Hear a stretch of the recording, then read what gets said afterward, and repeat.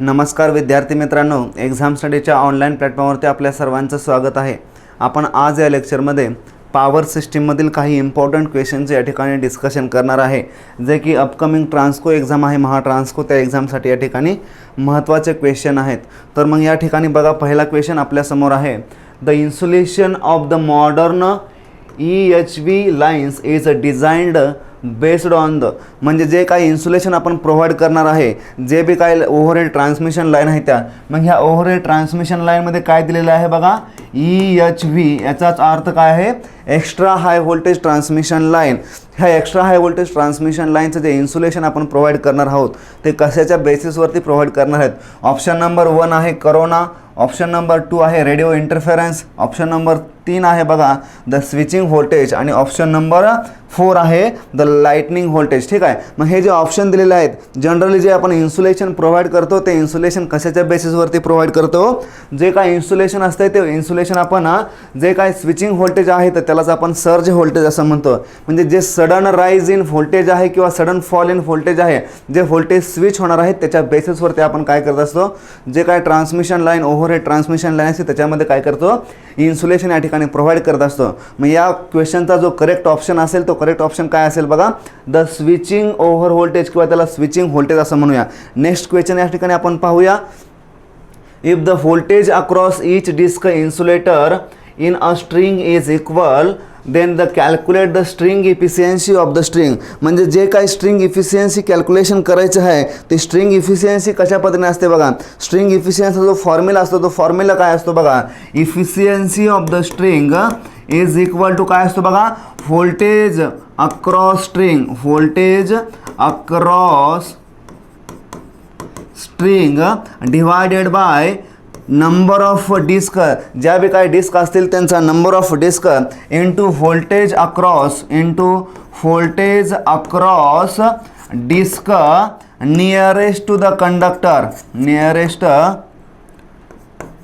To the conductor, म्हणजे जी disk या ठिकाणी कंडक्टरच्या नियर कनेक्ट केलेली असेल त्या डिस्कचं व्होल्टेज आणि त्याचा जो नंबर ऑफ डिस्क आहे त्याचा प्रोडक्ट घेतला आणि जो काय रेशोचं कॅल्क्युलेशन करेल ते रेशोचं कॅल्क्युलेशन केलं आपल्याला या ठिकाणी पर्सेंटेज या ठिकाणी काय भेटेल बघा, पर्सेंटेज इफिशियन्सी भेटेल। मग ज्या ठिकाणी काय दिलेलं आहे, जे व्होल्टेज अक्रॉस ईच डिस्क आहे ते कसं आहे बघा, इक्वल आहे। म्हणजे जे बी काय व्होल्टेज असेल, फॉर एक्झाम्पल मी या ठिकाणी नंबर ऑफ डिस्क या ठिकाणी काय घेतोय बघा, 3 घेतोय।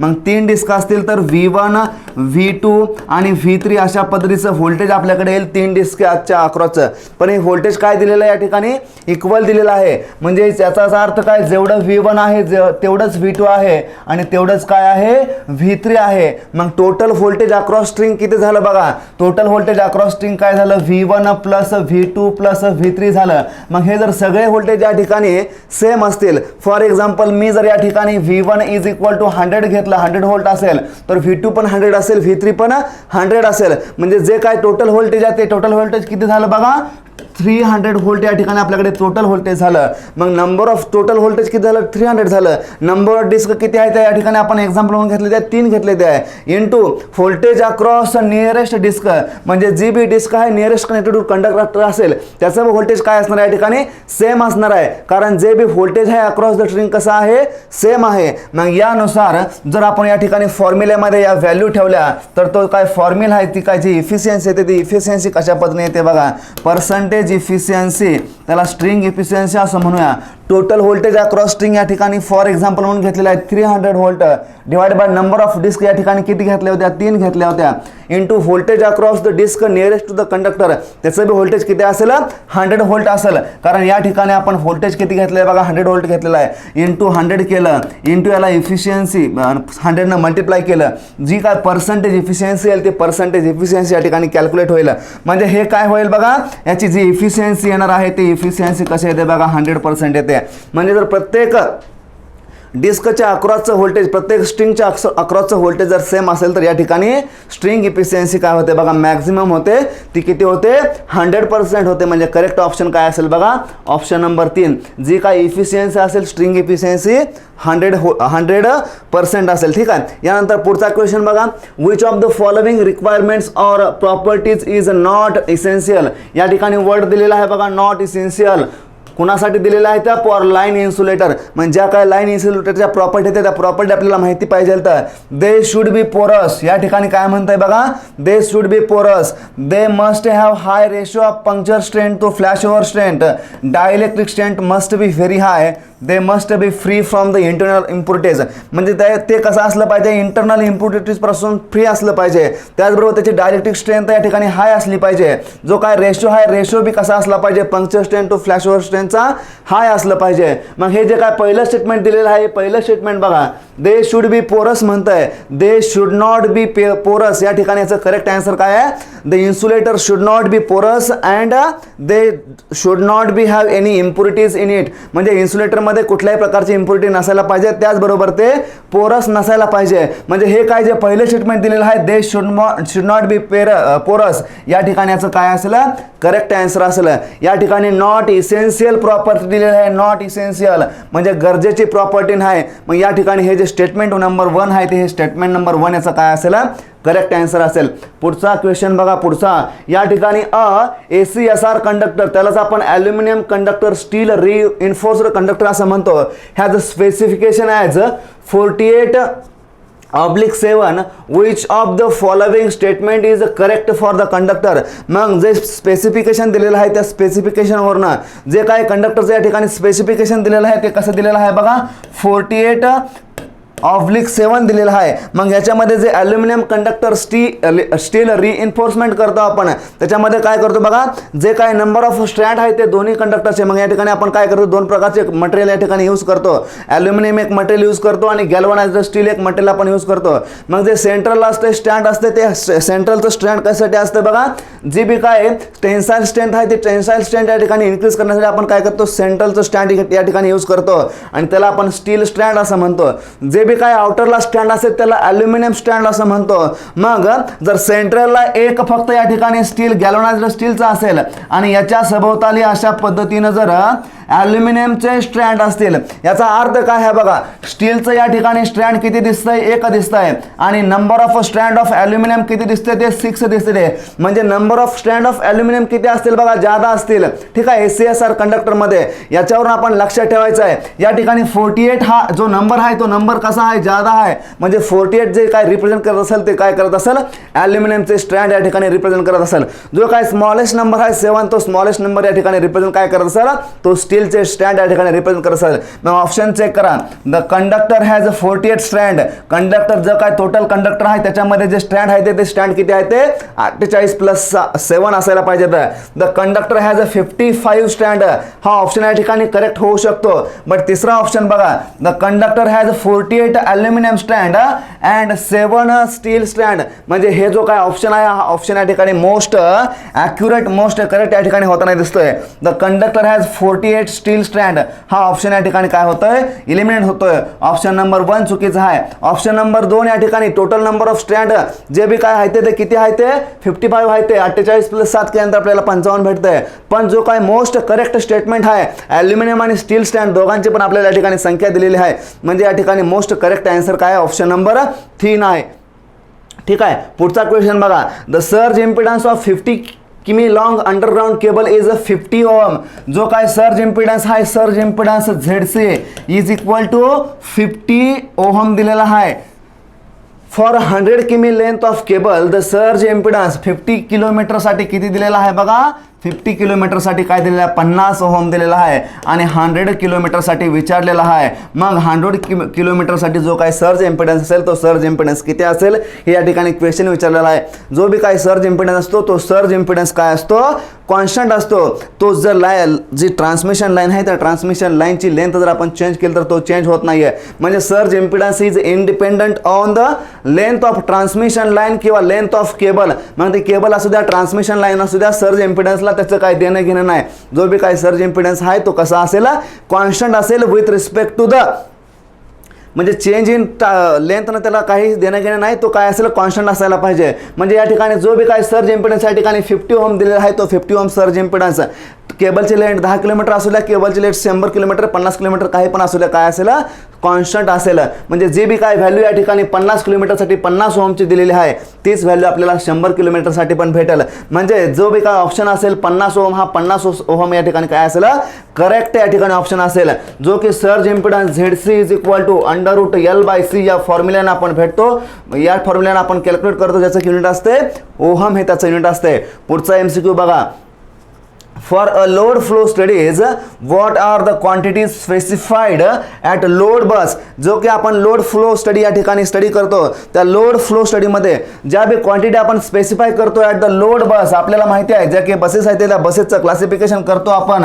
लोड बस, जनरेटर बस, स्लॅक बस आणि व्होल्टेज कंट्रोल बस. मग या बसेसच्या क्लासिफिकेशनमध्ये काय असतात बघा, 2 क्वांटिटी ह्या स्पेसिफाईड क्वांटिटी असतात, 2 क्वांटिटी ह्या नॉन क्वांटिटी असतात आणि 2 क्वांटिटी ह्या अननोन क्वांटिटी असतात.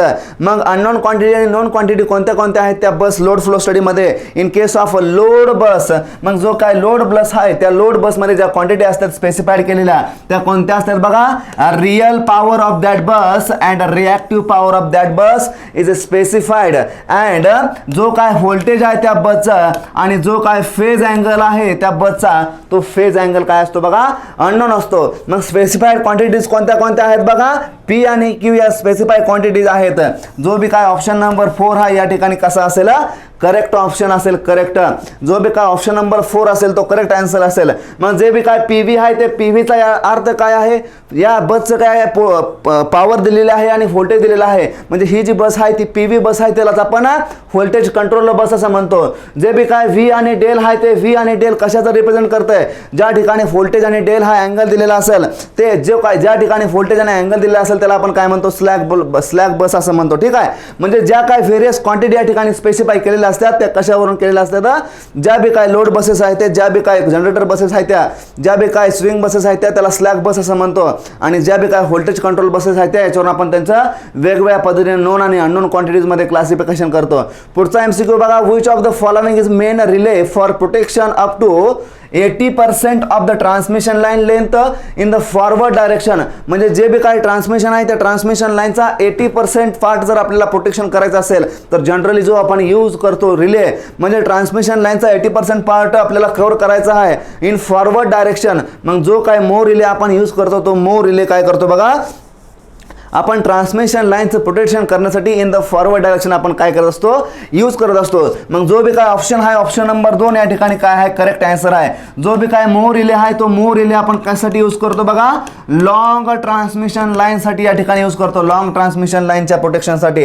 ठीक आहे. ही गोष्ट या ठिकाणी लक्षात ठेवायची आहे. मो रिले असेल, जो काय इम्पिडन्स रिले आहे तो इम्पिडन्स रिले आपण मीडियम ट्रान्समिशन लाईनसाठी यूज करतो आणि जो बी काय रिॲक्टन्स रिले आहे तो रिॲक्टन्स रिले आपण शॉर्ट ट्रान्समिशन लाईनसाठी यूज करतो. पुढचा MCQ बघा. 500 MVA 11 kV synchronous generator has 0.2 per unit synchronous reactance.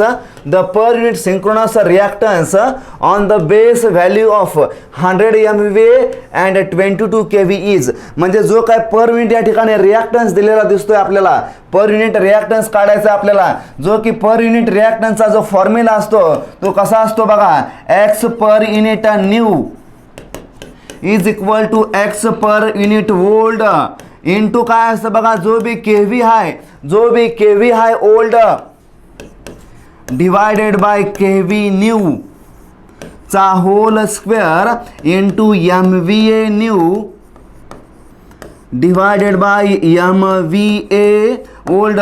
जो बी काय हा फॉर्म्युला आपण रिॲक्टन्स म्हणा किंवा न्यू इम्पिडन्स म्हणा ज्याच्या कॅल्क्युलेशन करतो, ह्या फॉर्म्युल्यामध्ये जर आपण व्हॅल्यू ठेवल्या तर या फॉर्म्युल्यानुसार याचं कॅल्क्युलेशन येणार आहे. मग जो बी काय x पर युनिट न्यू आहे त्याची व्हॅल्यू आपण कशा पद्धतीने कॅल्क्युलेट करू शकतो बघा. x पर युनिट वोल्ट किती दिलेला आहे बघा, सिंक्रोनस जनरेटरचा वोल्ट XPU किती दिलेला आहे 0.2 दिलेला आहे, 0.2 इंटू जो बी काय KVA वोल्ट आहे तो KVA वोल्ट किती दिलेला आहे, KVA volt 11 kV divided by kV new किती दिलेला आहे आपल्याला काढायचा आहे कशावर 22 वर कॅल्क्युलेट करायचा आहे याचा होल स्क्वेअर इंटू जो काय MVA न्यू आहे तो MVA न्यू या MVA न्यू बेसवर आपल्याला कॅल्क्युलेट करायचा आहे 100 डिवायडेड बाय ओल्ड MVA किती आहे ओल्ड MVA 500 आहे ठीक आहे हे जे कॅल्क्युलेशन आपण परफॉर्म कराल तर हे कॅल्क्युलेशन परफॉर्म केल्यानंतर जे काय करेक्ट आन्सर येणार आहे ते करेक्ट आन्सर काय असेल ऑप्शन नंबर 2 0.01 PU मग जो काय x पर न्यू आहे तो x पर न्यू किती येईल बघा x PU new is equal to 0.01 PU हे त्याचं काय असेल करेक्ट आन्सर असेल पुढचा क्वेश्चन बघा the daily energy produced in a thermal power station is 720 megawatt hour at a load power factor of 0.6 what is the maximum demand of the station मग या ठिकाणी काय विचारलं आपल्याला मॅक्झिमम डिमांड या ठिकाणी विचारलं आहे आणि दिले काय the daily energy produced in a thermal power station is 720 megawatt hour मध्ये दिलेले आहे मग हे जे काय डेली एनर्जी कन्झम्पशन दिलेलं आहे ते डेली एनर्जी कन्झम्पशन दिलेलं आहे आपल्याला या ठिकाणी ॲव्हरेज एनर्जी कन्झम्पशन किंवा ॲव्हरेज डिमांड या ठिकाणी कॅल्क्युलेट करावं लागेल मग ते जे काय ॲव्हरेज डिमांड आहे ते ॲव्हरेज डिमांड आपण कशा पद्धतीने कॅल्क्युलेट करतो बघा जे काय 720 दिलेलं आहे ते कसं दिलेलं आहे बघा मेगावॅट आवर मध्ये दिलेलं आहे मग जे काय डेली एका दिवसामध्ये जे काय आवर असते ते किती असते 24 आवर असते ते त्याला जर आपण 24 न डिवाइड केलं तर आपल्याकडे आन्सर किती येईल बघा 24/3 म्हणजे 30 मेगावॅट हे काय येईल आपल्याकडे ॲव्हरेज डिमांड येईल एका दिवसाचे ॲव्हरेज डिमांड मग आपल्याकडे माहिती आहे जो बी काय लोड फॅक्टर असतो तो लोड फॅक्टर काय असतो बघा load factor is equal to average demand is equal to average demand divided by maximum demand असा आपल्याकडे फॉर्म्युला असतो लोड फॅक्टरचा मग या ठिकाणी काय दिलेला जो काय लोड फॅक्टर आहे तो लोड फॅक्टर या ठिकाणी 0.56 दिलेला आहे आणि जे काय ॲव्हरेज आहे ते ॲव्हरेज आपण या ठिकाणी ॲव्हरेज डिमांड कॅल्क्युलेट केलेला आहे 30 मेगावॅट म्हणजे जे बी काय मॅक्झिमम डिमांड असेल maximum demand is equal to काय येईल बघा maximum demand is equal to average load किती आहे 30 मेगावॅट डिवायडेड बाय 0.6 केलं की जे काय आन्सर येईल आन्सर किती येईल आन्सर येईल 50 मेगावॅट आन्सर किती येईल बघा 50 मेगावॅट येईल म्हणजे ऑप्शन नंबर 1 या ठिकाणी काय असेल करेक्ट आन्सर असेल जो बी काय लोड फॅक्टर असतो लोड फॅक्टर तो काय असतो बघा ऑलवेज लेस दॅन 1 असतो मग लोड फॅक्टर या ठिकाणी काय रिप्रेझेंट करतो जो भी काय लोड फॅक्टर आहे तो लोड फॅक्टर या ठिकाणी काय रिप्रेझेंट करतो कॉस्ट ऑफ जनरेटेड युनिट जी काय कॉस्ट आहे ती कॉस्ट काय करतो कॉस्ट ऑफ जनरेटेड युनिट्स काय करतो तो रिप्रेझेंट करतो त्याची जी व्हॅल्यू असते ती काय असते ऑलवेज लेस दॅन 1 असते ठीक आहे मग जो काय डायव्हर्सिटी फॅक्टर असतो तर डायव्हर्सिटी फॅक्टरची जी व्हॅल्यू असते ती काय असते बघा ऑलवेज ग्रेटर दॅन 1 असते पुढचा MCQ बघा in terms of ABCD constants for a short transmission line जे बी काय ABCD कॉन्स्टंट आहे ते जे बी काय ABCD पॅरामीटर आहे ते शॉर्ट ट्रान्समिशन लाईनचे मग ते ABCD पॅरामीटर कसे असतात बघा ABCD शॉर्ट ट्रान्समिशन लाईनच्या केसमध्ये त्यांचे व्हॅल्यू काय असते ते 1Z01 मग शॉर्ट ट्रान्समिशन लाईन असेल तर जनरली आपण काय करतो बघा कॅपॅसिटन्स या ठिकाणी काय करतो निग्लेक्ट करतो मग ज्या ट्रान्समिशन लाईनच्या व्हॅल्यू आहे त्या कॉन्स्टंटच्या त्या कशा असतात 1Z01 मग या ठिकाणी जे बी काय 1 आहे which is equal to A आहे जे बी काय D आहे विच इज इक्वल टू काय आहे 1 आहे याचाच अर्थ जे बी काय A आहे तेच इक्वल टू D आहे आणि त्याचीच व्हॅल्यू काय आहे 1 आहे म्हणजे जे बी काय व्हॅल्यू असेल जे बी काय ट्रान्समिशन लाईनचा पॅरामीटर A असेल आणि पॅरामीटर D असेल ते दोघे बी काय आहेत सेम आहेत याचाच मिनिंग काय आहे जे बी काय ट्रान्समिशन लाईन आहे ती ट्रान्समिशन लाईन कशी आहे सिमेट्रिकल ट्रान्समिशन लाईन आहे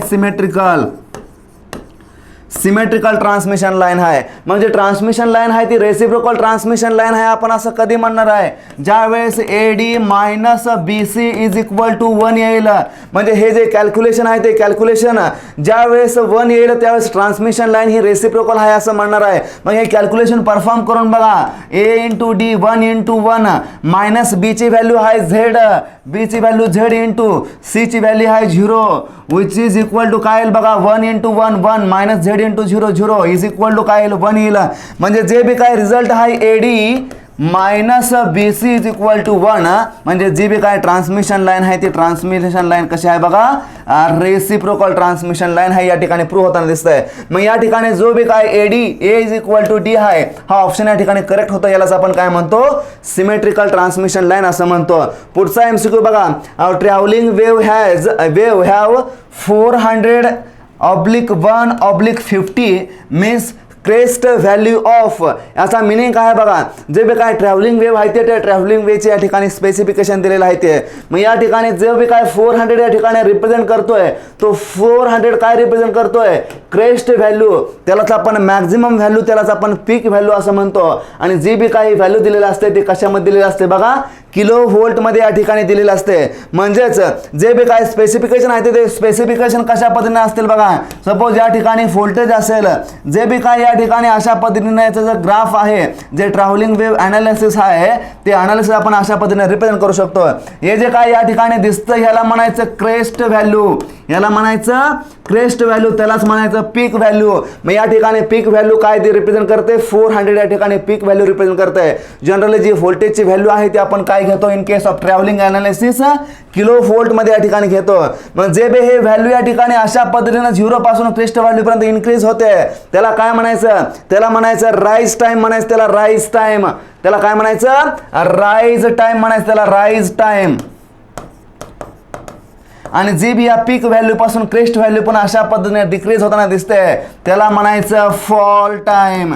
फॉल टाइम त्यालाच आपण काय म्हणतो, टेल असं म्हणतो. ठीक आहे. मग हे जे काही स्पेसिफिकेशन आहे ते विथ रिस्पेक्ट टू टाइम दिलेलं आहे, ते विथ रिस्पेक्ट टू टाइम दिलेलं असेल तर हे जे काही राईज टाइम आहे आणि जे काही फॉल टाइम आहे याचं जे युनिट असते, याच्या ज्या व्हॅल्यू दिलेल्या असतात त्या मायक्रो सेकंदमध्ये दिलेल्या असते. त्या मायक्रो सेकंदमध्ये त्याच्या काय व्हॅल्यू आहे त्यांचं जे काय युनिट आहे ते कशामध्ये असते, मायक्रो सेकंडमध्ये असते.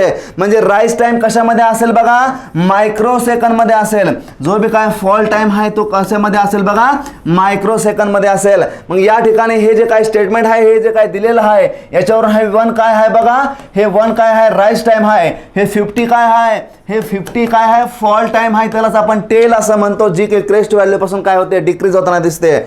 मग या ठिकाणी ऑप्शन चेक करा, 400 व्होल्ट दिलेलं आहे, ज्याचं जी व्हॅल्यू असते ट्रॅव्हलिंग वेव्हची हाय असते, युनिट काय असते, किलो व्होल्ट असते. ऑप्शन नंबर 1 या ठिकाणी गलत झाला. 400 kV with rise time of 1 second म्हणतंय. 1 सेकंड पण या ठिकाणी नसतंय. जे बी काय टाइम असते ते टाइम कशामध्ये असते, मायक्रो सेकंड मध्ये असते. हा पण ऑप्शन या ठिकाणी गलत झाला.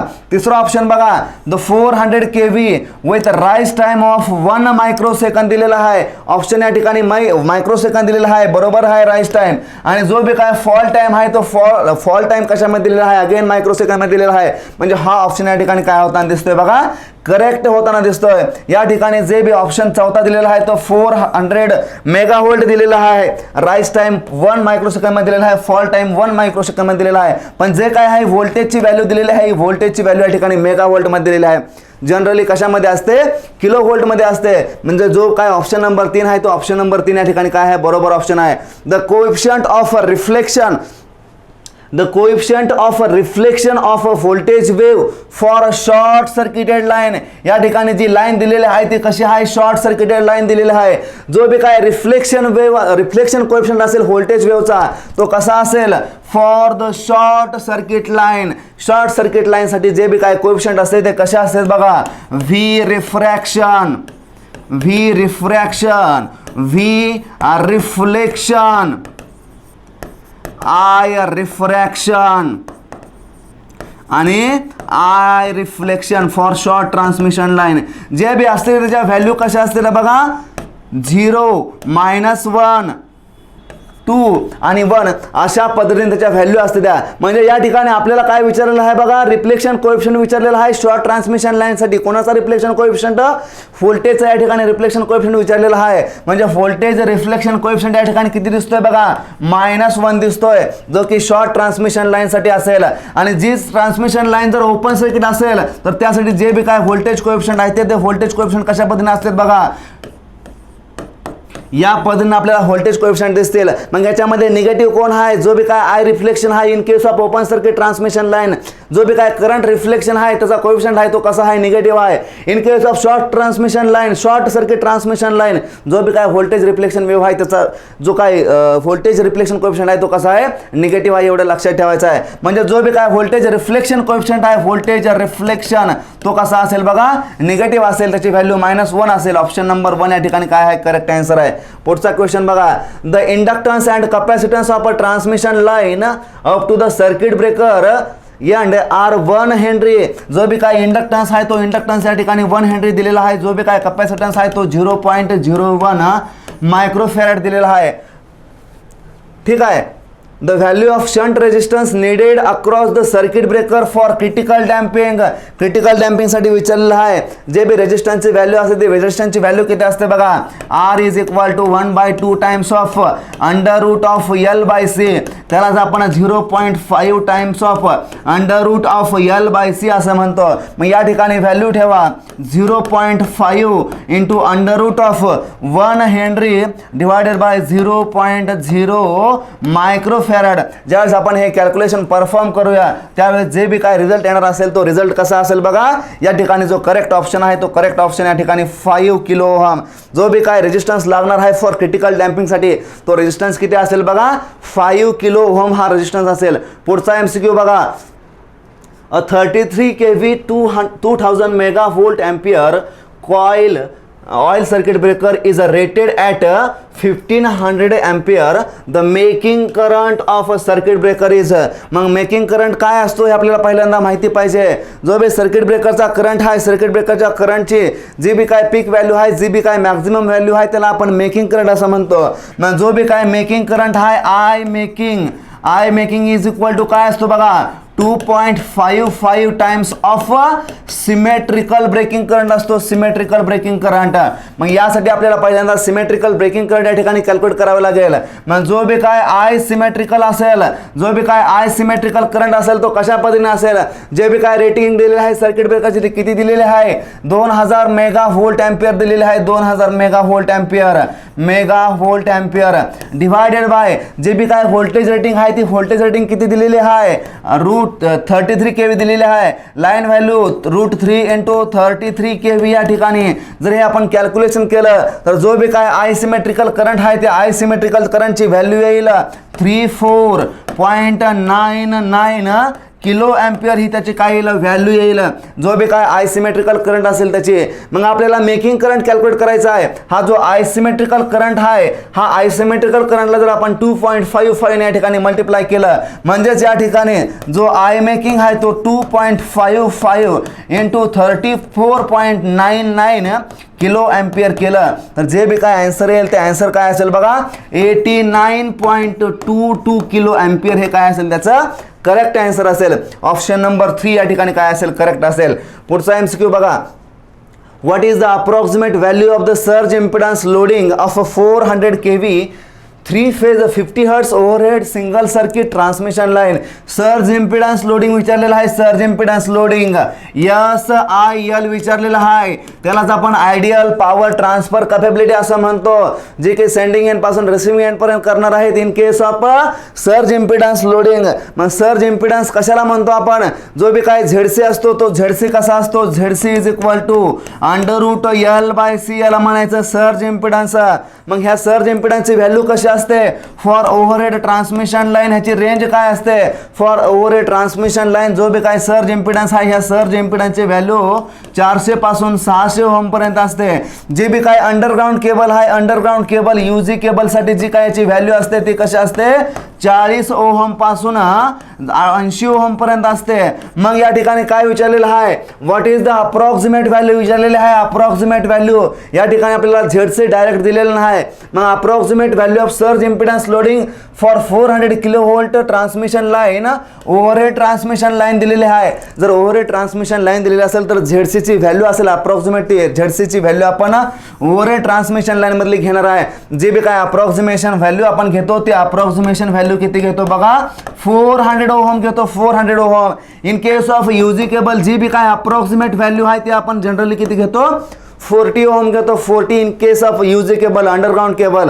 मग या ठिकाणी आयडियल लोडिंग कॅपॅसिटी विचारलेली आहे, आयडियल पॉवर ट्रान्सफर कॅपॅबिलिटी विचारलेली आहे. मग ती आयडियल पॉवर ट्रान्सफर कॅपॅबिलिटी कशी असते बघा, जे बी काय व्होल्टेज दिलेला आहे त्या व्होल्टेजचा square divided by surge impedance केला की आपल्याला मॅक्झिमम पॉवर त्या सर्किटमधून त्या ट्रान्समिशन लाईनमधून किती फ्लो होईल आपल्याला समजतं.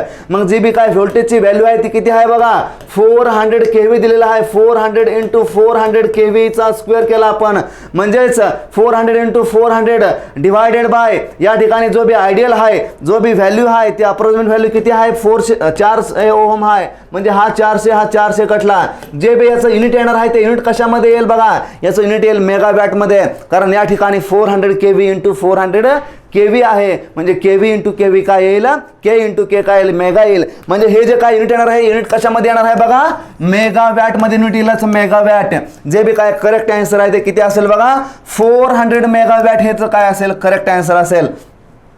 ठीक आहे. यानंतर पुढचा एमसीक्यू आपण बघूया. पुढचा एमसीक्यू बघा, power transmission line are transposed to reduce. ज्या बी काय ट्रान्समिशन लाईन आहेत त्या, ज्या पॉवर ट्रान्समिशन लाईन आहेत त्या काय करतात, ज्या बी काय नेबरिंग कम्युनिकेशन लाईन आहेत त्या, ज्या बी काय नेबरिंग कम्युनिकेशन लाईन आहेत त्या त्यांच्याबरोबर काय करतात, इंटरफेरन्स करतात. याचा अर्थ ज्या बी काय पॉवर लाईन आहेत त्या काय करतात, ज्या बी कम्युनिकेशन लाईन आहेत त्या त्यांच्यावर आपला इफेक्ट आपला प्रभाव धावते ते. त्यामुळे ज्या बी काय कम्युनिकेशन आहेत त्या कम्युनिकेशन लाईन काय करतात, डिस्टर्ब व्हायला चालू करते त्या.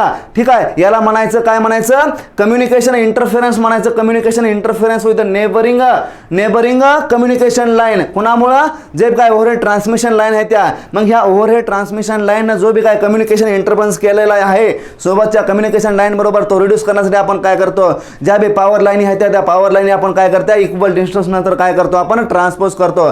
म्हणजे जे बी काय इक्वल अमाऊंटचा डिस्टन्स त्यानंतर आपण काय करतो, त्यांना ट्रान्सपोज करण्याचं काम करतो.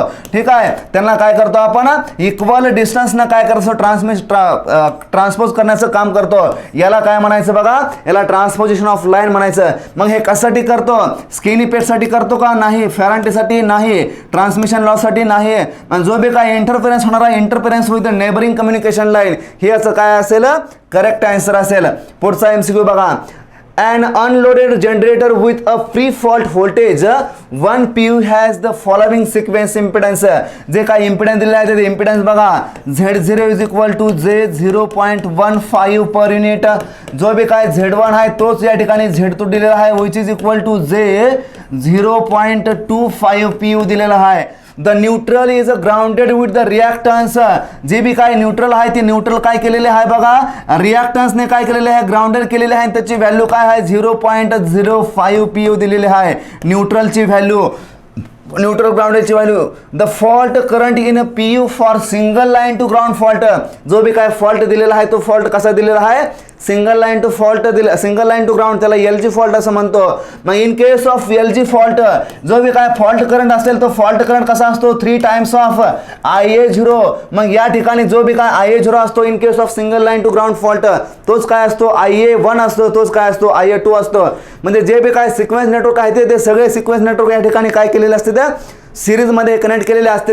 त्यामुळे जो बी काय करंट आहे, सिक्वेन्स करंट आहे, positive sequence current, negative sequence current आणि झिरो सिक्वेन्स करंट, ते सगळे करंट कसे आहे ते सेम आहे ते. आणि ते सेम असल्यामुळे जो बी काय फॉल्ट करंट असेल तो फॉल्ट करंटची व्हॅल्यू तिन्ही केसमध्ये काय असेल, सारखी असेल. म्हणजे जे बी काय व्हॅल्यू आपण IA2 ची काढल, IA1 ची काढल, IA0 ची काढल, त्या व्हॅल्यूला जर आपण मल्टिप्लाय केलं 3 तर जो बी काय फॉल्ट करंट आहे या फॉल्ट करंटच्या या ठिकाणी आपल्याला व्हॅल्यू भेटणार आहे. आणि तेच आपल्याला या ठिकाणी विचारलेलं आहे. मग हे जे कॅल्क्युलेशन आहे, जे बी काय व्हॅल्यू आहे ती व्हॅल्यू कशी काढायची, जो बी काय IA0 आहे तोच IA1 आहे आणि त्यालाच आपण IA2 असं म्हणतोय, कारण सगळे नेटवर्क काय केलेलं आहे ते सिरीजमध्ये कनेक्ट केलेलं आहे ते. मग ज्यांची जी व्हॅल्यू आहे ती व्हॅल्यू आपण कशा पद्धतीने कॅल्क्युलेट करतो बघा, जी काय यांची व्हॅल्यू आहे ती व्हॅल्यू आपण अशा पद्धतीने कॅल्क्युलेट करतो. जे बी काय IA1 IA2 आणि IA3 आहेत यांची व्हॅल्यू आपण कशा पद्धतीने कॅल्क्युलेट करतो बघा, यांची व्हॅल्यू आपण अशा पद्धतीने कॅल्क्युलेट करतो. जो बी काय पॉझिटिव्ह निगेटिव्ह आणि झिरो सिक्वेन्स करंट आहे ते विच इज इक्वल टू जो बी काय फॉल्ट व्होल्टेज आहे, जे बी काय प्री फॉल्ट व्होल्टेज आहे त्याला आपण प्री फॉल्ट फॉल्ट म्हणूया, त्यालाच आपण जनरली ई इलेक्ट्रॉनिक डिनोट करतो. डिवायडेड बाय जे बी काय सिक्वेन्स नेटवर्क आहे ते सिक्वेन्स नेटवर्क, सिक्वेन्स इम्पिडन्सचे network Z1 plus Z2 plus Z0. पण या ठिकाणी ग्राउंडिंग करताना काय केलेलं आहे, या ग्राउंडिंग मध्ये काय केलेलं आहे बघा, ॲडिशनली न्यूट्रल या ठिकाणी रिॲक्टन्स या ठिकाणी कनेक्ट केलेला आहे. तो किती आहे 0.05. जर अशा पद्धतीने ॲडिशनल या ठिकाणी न्यूट्रल रिॲक्टन्स जर कनेक्ट केलेला असेल तर जो बी काय न्यूट्रल रिॲक्टन्स आहे त्याची व्हॅल्यू आपण जनरली घेतो 3 टाइम्स ऑफ जो बी काय Zn न्यूट्रल कनेक्ट केलेला असेल. अशा पद्धतीने आपण त्याची काय करतो, कॅल्क्युलेट व्हॅल्यू करतो. म्हणजे जो बी काय झिरो सिक्वेन्स असेल तो झिरो सिक्वेन्स करंट कसा येईल बघा, झिरो सिक्वेन्स जो इम्पिडन्स आहे तो कसा येईल Z0 plus thrice of Zn असा येईल. म्हणजे ज्यावेळेस आपण या व्हॅल्यू याच्यामध्ये ठेवेल त्यावेळेस I0 ची काहीतरी व्हॅल्यू येईल IA0 ची, which is equal to 1 divided by Z1 Z2 च्या व्हॅल्यू आहेत Z1 Z2 जे 0.25 प्लस जे 0.25 प्लस Z0 ची व्हॅल्यू आहे जे 0.15 प्लस थ्राइस ऑफ 0.05. यावेळेस काहीतरी या I0 ची व्हॅल्यू येईल. जो काय I0 येईल त्या I0 ला ज्यावेळेस आपण 3 ने मल्टिप्लाय करू, कारण आपल्याला फॉल्ट करंट पाहिजे, फॉल्ट करंट आपल्याला काय पाहिजे, फॉल्ट करंट पाहिजे. मग ते फॉल्ट करंट करण्यासाठी ज्यावेळेस आपण त्याला 3 ने मल्टिप्लाय करू त्यावेळेस जी बी काय व्हॅल्यू येईल ती व्हॅल्यू कशी येईल बघा, ती व्हॅल्यू येईल 3.75 PO. हे झालं याचं करेक्ट आन्सर. पुढचा MCQ बघा, पुढचा possible faults may occur on a transmission line are 3 phase fault, LLG fault, LL fault आणि LG fault. जे बी ट्रान्समिशन लाईनवरती फॉल्ट ऑकर होते ते फॉल्ट कसे असतात, सिमेट्रिकल फॉल्ट असतात आणि अनसिमेट्रिकल फॉल्ट असतात. मग ते या ठिकाणी दिलेलं आहे ते the decreasing order of severity of the faults from the stability point of view. सिव्हिरिटीच्या व्ह्यूनं म्हणजे धोक्याच्या व्ह्यूनं कशी ऑर्डर दिलेली आहे आपल्याला, डिक्रीजिंग ऑर्डर विचारलेली आहे, डिक्रीजिंग ऑर्डर. याचा अर्थ जे बी सगळ्यात जास्त धोका आहे ती धोका कुणापासून असेल, जशी बी सिव्हिरिटी जास्त असेल म्हणजे जे बी सिमेट्रिकल फॉल्ट आहे ते, जे बी थ्री फेज फॉल्ट आहे ते, जे बी 3 लाईनी आहेत त्या LLL किंवा जे बी LLG हे काय जे 3 फेज फॉल्ट आहे ते सिमेट्रिकल फॉल्ट आहे ते, हे जे फॉल्ट असते तर जे जास्त काय असते तर सिव्हिअर असते तर मोर सिव्हिअर असते. म्हणजे या ठिकाणी जो बी काय सिव्हिरिटी जास्त कोणाची असेल, जे बी काय 3 फेज फॉल्ट असेल त्याची या ठिकाणी सिव्हिरिटी कशी असेल, जास्त असेल. म्हणजे जो बी काय ऑप्शन असेल तो पहिला काय असेल या ठिकाणी 3 फेज फॉल्टची या ठिकाणी सिव्हिरिटी जादा असेल 3 फेज फॉल्टची. ठीक आहे. या फॉल्ट नंतर दुसरा फॉल्ट कोणता आहे डिक्रीजिंग ऑर्डर मध्ये, दुसऱ्या फॉल्टची सिव्हिरिटी जो बी काय LLG फॉल्ट आहे, जो बी काय LLG फॉल्ट आहे LLG हा फॉल्ट काय येईल 2 नंबरला येईल. त्यानंतर जो तिसरा फॉल्ट असतो ॲज अ सिव्हिरिटीनुसार जो धोकादायक तिसरा फॉल्ट असतो त्याला आपण LL फॉल्ट असं म्हणतो, LL line to line fault. आणि जो मोस्ट कॉमन असतो पण लेस सिव्हिअर असतो, मोस्ट कॉमन फॉल्ट आहे हा कसा आहे, मोस्ट कॉमन म्हणजे हा काय होतो फॉल्ट मोस्ट कॉमनली ऑकर होतो बट लेस सिव्हिअर आहे. ठीक आहे. तो कोणता आहे LG फॉल्ट आहे LG. म्हणजे हे जो सिक्वेन्स आहे हा सगळ्यात ग्रेटर आहे, यानंतर हा, यानंतर हा आणि सगळ्यात लास्टला काय आहे LG आहे. म्हणजे हे कशी झाली डिक्रीजिंग ऑर्डरने याची सिव्हिरिटी झाली. म्हणजे जे बी काय ऑप्शन असेल ते कसा असेल, पहिल्यांदा 1 असेल, दुसऱ्यांदा 2, तिसऱ्यांदा 3 आणि चौथ्यांदा 4. म्हणजे जो बी काय ऑप्शन असेल तो ऑप्शन नंबर 1 या ठिकाणी काय असेल करेक्ट असेल. बट द फॉल्ट जो काय fault line to ground fault आहे तो कसा आहे लेस सिव्हिअर आहे असं म्हणतोय आपण. पण तो जर फॉल्ट या ठिकाणी जे काय अल्टरनेटर आहे किंवा जे काय जनरेटर आहे त्याच्या टर्मिनलवर जर ऑकर झाला तर तो फॉल्ट कसा आहे मोस्ट सिव्हिअर आहे. हे पण या ठिकाणी आपण लक्षात ठेवायचं आहे. पुढचा MCQ the zero sequence current of a generator for line to ground fault is J 3.0 PO. म्हणजे जो काय झिरो सिक्वेंट करंट आहे त्याला आपण IA0 असं म्हणतो, which is equal to J 3.0 PO दिलेला आहे. Then the current through the neutral during the fault. या ठिकाणी काय करंट काय विचारलेला आहे, जो बी काय फॉल्ट करंट विचारलेला आहे तो फॉल्ट करंट विचारलेला आहे कोणामधून फ्लो होणारा न्यूट्रल मधून विचारलेला आहे. मग या ठिकाणी फॉल्ट कोणता आहे the zero sequence current of a generator for a line to ground दिलेला आहे, लाईन टू ग्राउंड म्हणजेच LG फॉल्ट आहे LG. मग या LG फॉल्टच्या केसमध्ये आपण प्रिव्हियस प्रॉब्लेम पाहिला होता. जो बी फॉल्ट करंट असेल तो फॉल्ट करंट काय असतो 3 टाइम्स ऑफ IA0 म्हणा, त्यालाच 3 टाइम्स ऑफ IA1 म्हणा, त्यालाच 3 टाइम्स ऑफ IA2 म्हणा. का? कारण जो बी काय IA1 आहे, जो बी काय IA2 आहे, जो बी काय IA0 आहे, ते कसं आहे, ते सगळे सेम आहे. ते कारण ते सिरीजमध्ये इम्पिडन्स या ठिकाणी आपण काय करतो, कनेक्ट करतो in case of LG fault. मग जो बी काय फॉल्ट करंट आहे तो कसा असेल, 3 टाइम्स ऑफ IA0 म्हणजेच 3 × जे 3.0 केलं तर आपल्याला आन्सर काय येईल बघा, 9 PU. ऑप्शन नंबर 3 या ठिकाणी काय आहे, करेक्ट आन्सर आहे. पुढचा MCQ बघा. Which of the following properties must be used for the fuse material used in the wire? जे बी काय फ्यूज मटेरियल आहे ते, त्या फ्यूज मटेरियलची प्रॉपर्टी कोणती आपण यूज करणार आहेत फॉर वायर. जे बी काय फ्यूज मटेरियल असणार आहे त्या फ्यूज मटेरियलची आपण कोणती प्रॉपर्टी या ठिकाणी वायरमध्ये यूज करतो. फ्यूज मटेरियलला कसं काय असायला पाहिजे, लो मेल्टिंग पॉईंट असायला पाहिजे, लो कंडक्टिव्हिटी असायला पाहिजे, हाय मेल्टिंग पॉईंट असायला पाहिजे की हाय रेजिस्टिव्हिटी असायला पाहिजे. याच्यामधली कोणती प्रॉपर्टी आपण काय करतो, वायरमध्ये यूज करतो. जे बी काय फ्यूज असायला पाहिजे त्या फ्यूजनं काय करायला पाहिजे, त्याचा लो मेल्टिंग पॉईंट असायला पाहिजे. लो मेल्टिंग पॉईंट म्हणजे जे बी काय फ्यूज असते त्याचा मेल्टिंग पॉईंट कसा असायला पाहिजे, लो असायला पाहिजे. जी बी फ्यूजची कंडक्टिव्हिटी आहे ती कंडक्टिव्हिटी कशी असायला पाहिजे, ज्या बी फ्यूजची कंडक्टिव्हिटी आहे ती कंडक्टिव्हिटी कशी असायला पाहिजे बघा, हाय असायला पाहिजे. हाय म्हणजे फ्यूजची कंडक्टिव्हिटी हाय असायला पाहिजे. त्यांना करंट कसा कॅरी केला पाहिजे, त्याच्या करंट कॅरी करण्याची कॅपॅसिटी कशी असली पाहिजे, हाय असली पाहिजे. त्याला कंडक्टिव्हिटी असं म्हणायचं. जर कंडक्टिव्हिटी हाय असेल तर रेजिस्टिव्हिटी कशी असायला पाहिजे, त्याची रेजिस्टिव्हिटी या ठिकाणी काय असायला पाहिजे, कमी असायला पाहिजे. मग कंडक्टिव्हिटी आणि रेजिस्टिव्हिटी आपल्याला इन्व्हर्स रिलेशन आहे ते माहिती आहे. मग कंडक्टिव्हिटी हाय असायला पाहिजे तर जी बी काय रेजिस्टिव्हिटी आहे ती रेजिस्टिव्हिटी कशी असायला पाहिजे, लो असायला पाहिजे.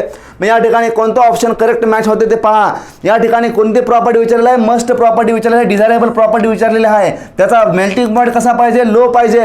ऑप्शन नंबर 1 या ठिकाणी करेक्ट आहे. पण ऑप्शन नंबर 2 मध्ये काय दिलेलं आहे, लो कंडक्टिव्हिटी दिलेला आहे. नाही, इथं कंडक्टिव्हिटी कशी पाहिजे, हाय पाहिजे.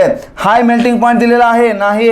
मेल्टिंग पॉईंट कसा पाहिजे, लो पाहिजे. हाय रेजिस्टिव्हिटी दिलेली आहे, नाही. रेजिस्टिव्हिटी कशी पाहिजे बघा, लो पाहिजे, लो. ऑप्शन नंबर 1 या ठिकाणी काय आहे, करेक्ट आन्सर आहे. पुढचा MCQ बघा. Match the item is in list 1 with the list 2. या ठिकाणी लिस्ट 1 दिलेली आहे आणि लिस्ट 2 दिलेली आहे. हे काय करायचे आहे, ते मॅच करायचे आहे. ते मॅच एकमेकांशी जोड्या लावायच्या आहेत त्या शुद्ध मराठीमध्ये. मग शॉर्ट ट्रान्समिशन लाईन दिले, मीडियम ट्रान्समिशन लाईन दिले आणि लॉंग ट्रान्समिशन लाईन दिले लिस्ट 1 मध्ये. लिस्ट 2 मध्ये ओहम रिले दिलेला आहे, रिॲक्टन्स दिलेला आहे आणि मोह रिले दिलेला आहे. म्हणजे रिलेचे टाईप दिलेले आहे ते आणि ट्रान्समिशन लाईन दिलेलं आहे ते. मग याचं मॅचिंग करायचं आहे. जे बी काय मोह रिले असतो, जो बी काय मोह रिले असतो तो आपण काय करतो, लॉंग ट्रान्समिशन लाईनसाठी यूज करतो. लॉंग ट्रान्समिशन लाईन साठी. मग लॉंग ट्रान्समिशन लाईन कशाला म्हणायचं, ज्या ट्रान्समिशनची लेंथ ही 200 किलोमीटर पेक्षा जास्त असते त्या ट्रान्समिशन लाईनला आपण काय म्हणतो, लॉंग ट्रान्समिशन लाईन असं म्हणतो. मग हे 200 किमी घ्या किंवा अप्रॉक्सिमेशन 160 किमी घ्या. 160 किमी पेक्षा जर लेंथ ग्रेटर असेल तर त्याला आपण काय म्हणायचं, लॉंग ट्रान्समिशन लाईन म्हणायचं. मग त्या ट्रान्समिशन लाईन मध्ये आपण काय करतो, मोर रिले यूज करतो. मग जे बी काय ट्रान्समिशन लाईन आहे, लॉंग ट्रान्समिशन लाईनची जी व्होल्टेजची रेंज असेल ती व्होल्टेजची रेंज किती असेल बघा. जे बी काय व्होल्टेज असेल ते व्होल्टेज काय असेल बघा, 100 किलो व्होल्ट पेक्षा काय असेल, ज्यादा असेल. त्या ट्रान्समिशन लाईनला लॉंग ट्रान्समिशन लाईन म्हणायचं. जो बी इम्पिडन्स रिले आहे, जो बी काय या ठिकाणी इम्पिडन्स रिले आहे, तो इम्पिडन्स रिले आपण जनरली या ठिकाणी काय करतो बघा, जी बी काय मीडियम ट्रान्समिशन लाईन आहे त्या मीडियम ट्रान्समिशन लाईन साठी आपण यूज करतो. आणि जी बी काय मीडियम ट्रान्समिशन लाईनची लेंथचं कन्सिडरेशन असतं ते कन्सिडरेशन कसं असतं बघा. ज्या ट्रान्समिशन लाईनची लेंथ ही 60 किलोमीटर पासून 180 किलोमीटर पासून 160 किलोपर्यंत असते किंवा 80 किलोमीटर पासून 200 किलोमीटर पर्यंत असेल त्या लाईनला आपण मीडियम ट्रान्समिशन लाईन असं म्हणतो. म्हणजे जे बी लेंथ आहे ती लेंथ कशाच्या मध्ये असायला पाहिजे, 80 ते 160 किंवा 80 ते 200 पर्यंत असायला पाहिजे, त्याला आपण मीडियम ट्रान्समिशन लाईन असं म्हणतो. मग याचं व्होल्टेज लेवल किती असेल, या ट्रान्समिशन लाईनची व्होल्टेज लेवल 20 kV ते 100 kV म्हणजे 20 kV पासून 100 kV पर्यंत त्याच्या व्होल्टेजची बेअरिंग कॅपॅसिटी असायला पाहिजे, त्याला आपण मीडियम ट्रान्समिशन लाईन असं म्हणतो. ज्याच्यामध्ये इम्पिडन्स रिले आपण यूज करतो. आणि जी लास्ट ट्रान्समिशन लाईन आहे ती last transmission line short transmission line. मग ह्या शॉर्ट ट्रान्समिशन लाईन मध्ये आपण जो रिले यूज करतो त्याला आपण रिॲक्टन्स रिले यूज करतो. रिॲक्टन्स ज्या बी ट्रान्समिशन लाईनची जी लेंथ आहे ती लेंथ जर 80 किलोमीटर पेक्षा ज्यादा कमी असेल आणि ती व्होल्टेजची लेवल जर 20 किलो व्होल्ट पेक्षा कमी असेल तर त्या ट्रान्समिशन लाईनला आपण शॉर्ट ट्रान्समिशन लाईन असं म्हणतो. आणि त्याच्यामध्ये आपण काय करतो, रिॲक्टन्स रिले यूज करतो. मग या ठिकाणी ऑप्शन बघा कोणते मॅच होते ते. जी बी काय शॉर्ट ट्रान्समिशन लाईन आहे ती आपण आताच पाहिली रिॲक्टन्स रिले यूज करतो म्हणजे ऑप्शन नंबर 2 या ठिकाणी बरोबर आहे.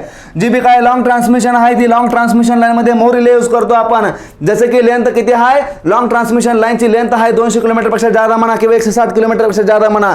मग लॉंग ट्रान्समिशन लाईन असेल तर मोर रिले कुठं आहे बघा, ऑप्शन नंबर 3 ला मॅच होतोय. जी बी काय राहिलेली लाईन आहे ती कुठली आहे, मीडियम ट्रान्समिशन लाईन आहे. मीडियम ट्रान्समिशन लाईन मध्ये आपण पाहिलं होतं इम्पिडन्स रिले, त्यालाच आपण काय म्हणतो, होम रिले असं म्हणतो. म्हणजे ऑप्शन नंबर 1 या ठिकाणी काय आहे, करेक्ट आन्सर आहे या मीडियम ट्रान्समिशन लाईनचं. मग मॅच कुठे होते बघा, ए ला 2 आहे आणि बी ला 1 आहे, ए ला 2 आणि बी ला 1, ए ला 2 आहे बी ला 1 आहे, आणि जो बी काय सी आहे लॉंग ट्रान्समिशन लाईन त्याला 3 आहे. म्हणजे ऑप्शन नंबर 1 या ठिकाणी काय होतोय, मॅच होताना दिसतोय. पुढचा क्वेश्चन बघा, which of the following voltage range is used in medium transmission line. आपण आताच पाहिलं होतं, जी बी काय ट्रान्समिशन लाईन आहे मीडियम ट्रान्समिशन लाईन, त्याच्यामध्ये जी बी काय व्होल्टेज रेंज असते ती व्होल्टेज रेंज किती असते बघा, 20 किलो व्होल्ट पासून किती असते, 100 किलो व्होल्ट पर्यंत व्होल्टेज रेंज असते. जो बी काय ऑप्शन नंबर 3 आहे, ऑप्शन नंबर 3 या ठिकाणी काय असेल, करेक्ट आन्सर असेल ऑप्शन नंबर 3. पुढचा MCQ बघा, 100 MVA 11 kV 3 phase 50 Hz 8 pole synchronous generator has an inertia constant H is equal to 4 seconds. The stored energy in the rotor of the generator at a synchronous speed will be. म्हणजे या ठिकाणी inertia constant वरती या ठिकाणी question विचारलेला आहे, inertia constant वरती आहे. आणि जो बी काय इनर्शिया कॉन्स्टंट असतो तो inertia constant H is equal to kinetic energy stored, kinetic energy stored in काय घेतो आपण, मेगा जूल मध्ये divided buy rating of machine, rating of machine, rating of machine कशामध्ये घेतो, MVA मध्ये आपण काय घेतो, रेटिंग ऑफ मशीन घेतो. मग या ठिकाणी काय दिलेलं आहे आपल्याला, इनर्शिया कॉन्स्टंट दिलेला आहे जो की H ची व्हॅल्यू दिलेली आहे. देन काय दिलेलं आहे, रेटिंग ऑफ मशीन दिलेली आहे, रेटिंग किती दिलेली आहे, 100 MVA दिलेली आहे. विचारलंय काय, कायनेटिक एनर्जी स्टोर्ड विचारलेलं आहे. म्हणजे जे बी काय कायनेटिक एनर्जी आहे ती कशी असेल, जी बी काय रेटिंग ऑफ मशीन आहे यालाच आपण काय लिहितो बघा, यालाच आपण काय लिहितो, kinetic energy divided by G.